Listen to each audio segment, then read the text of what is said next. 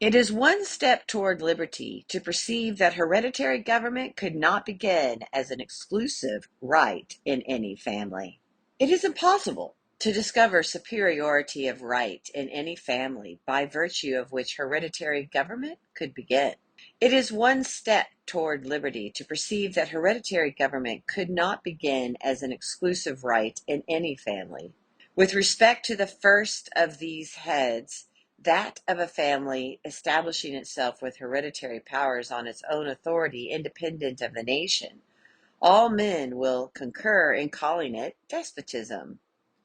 It operates to preclude the consent of the succeeding generations, and the preclusion of consent is despotism.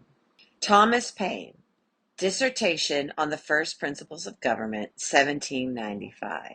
While the king and parliament were visible primarily through their colonial governors, they had been directly visible to Paine in England before his immigration to the colonies. Paine was familiar with hereditary succession and was opposed to that idea, as he later wrote in the dissertation quoted above. King George III was the grandson of King George II. King George III might have been George IV had not his father died in 1751, 9 years before his grandfather died, making George III the heir to the throne. George III ascended to the throne at the age of 22.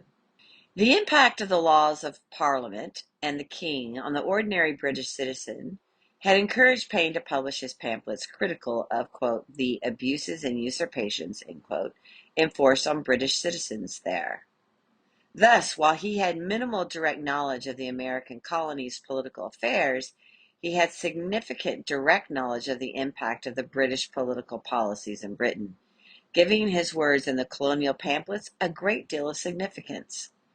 The timing of his arrival and his ability to communicate effectively to the colonists why they were in an excellent position to declare independence were the keys to the impact his, quote, common sense, end quote, pamphlet had on the colonies.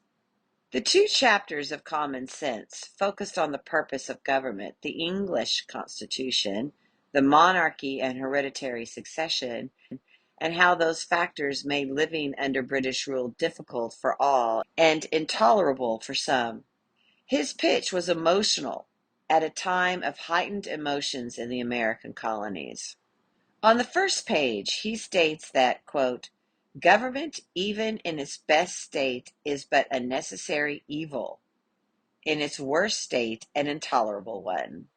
We furnish the means by which we suffer, end quote. He states that, quote, the design and end of government is freedom and security, end quote. Paine argued that the British government was filled with both, quote, monarchical and aristocratical tyranny, end quote. Paine presents scathing attacks on the monarchy with scriptural references very familiar to the colonist. Christian faith and tradition were strong in the colonies, and all knew of the chaos of the era of Israelite kings and how in just 3 centuries that chaos resulted in the destruction of the temple and the exile. He states that, quote, monarchy is ranked in Scripture as one of the sins of the Jews, end quote. He differentiates King David from other Israelite kings and that David, quote, was a man after God's own heart, end quote. He attacks hereditary succession, stating that, quote, all men being originally equals, no one by birth could have a right to set up his own family in perpetual preference to all others forever, end quote. He observes that usurpation, rather than selection by lot or by election, has been the most common method of ascension to the throne, and that original sin and hereditary succession are parallels.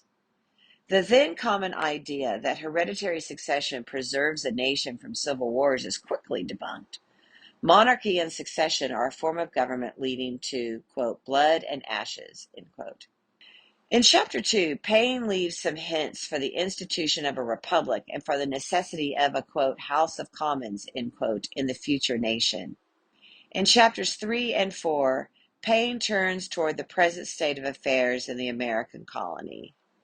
Here he builds a strong emotional case for, quote, independency, end quote. He states that the 1775 British attacks on Lexington, Concord, and Bunker Hill made all attempts at reconciliation void, and that, quote, the period for debate is closed, arms must decide the contest, end quote. He first supports the economic and trade arguments for separation. The British believed that the British attempts to tax without representation, to reimburse the cost of the British protection of the American colonies, were for the benefit of the colonies' exclusive trade arrangements with Britain. By declaring independence, the American colonies would then be an open trade port to all nations. In addition, severing the exclusive alliance with Britain would eliminate the risk that Americans might be enlisted into wars with Spain and France. Paine notes that only about one-third of the colonies are inhabited by English descendants, but that people fleeing tyranny from all of Europe have sought a new life in America. He states that, quote, everything that is right or natural pleads for separation, end quote. Paine focuses on the fact that April 19, 1775 forever destroyed the ability of the colonies to reconcile with Britain. He asks, quote, can you still shake hand with the murderers, end quote? He quotes Milton, quote, never can true reconcilement grow where wounds of deadly hate have pierced so deep, end quote. Repeated petitioning has consistently failed. He observes that, quote, there is something absurd in supposing a continent to be perpetually governed by an island, end quote.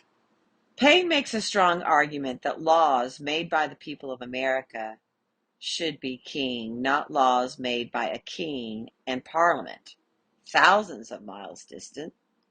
Laws that reflect the king's premise that, quote, you shall make no laws but what I please, end quote.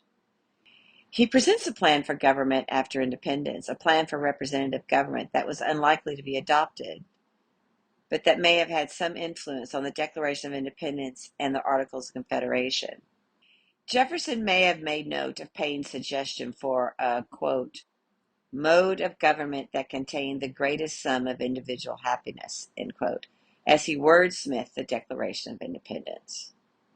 Paine makes the case for America's ability to build, supply, and maintain a navy equal or superior to Britain's navy. That was possible due to the abundance of natural resources in the large, largely unexplored nation.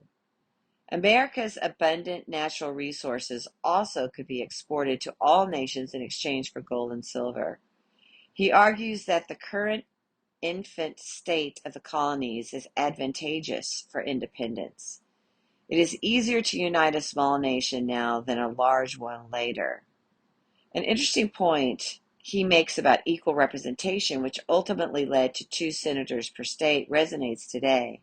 Specifically, that unequal representation of large and small counties in Pennsylvania could have resulted in Pennsylvania's laws being decided by only 2 counties in the state.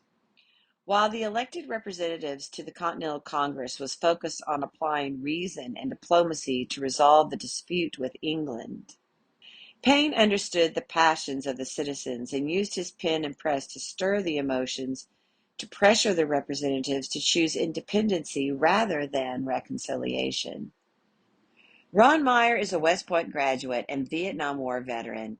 He is a Constituting America Senior Essay Contest winner and author of Common Sense Rekindled, A Rejuvenation of the American Experiment. I am Janine Turner, founder of Constituting America.